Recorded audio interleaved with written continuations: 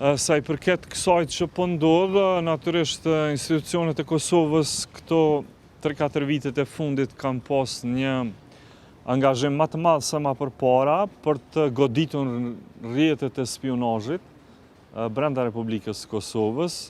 Këto kryesisht kanë ardhur, është një rrjet i spionazhit i kontrolluar, i financuar dhe i orkestruar nga Serbia. 7 ose 8 prej tyre deri tash vetëm këto 2-3 vitet e fundit janë arrestuar. Unë inkurajoj domthonë institucionet e organit të rendit që edhe të institucionit të gjyqësisë, të drejtësisë që t'jenë gjithnjë më aktiv sa i përket zbulimit, sa i përket dënimit të këtyre personave.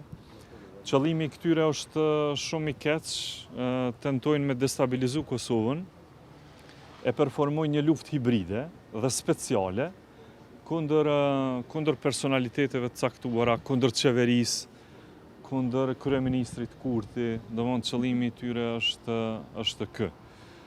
Prandaj përshëndes çdo arrestim që është bërë edhe këto javët e fundit.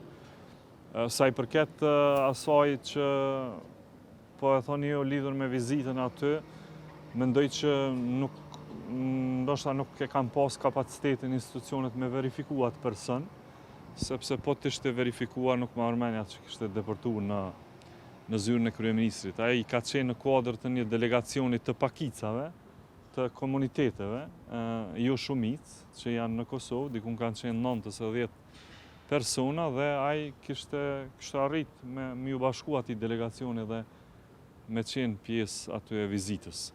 Po me vetë faktin që tash e keni në burg, unë mendoj që kjo është treguesi i qartë i orientimit të qeverisë tonë.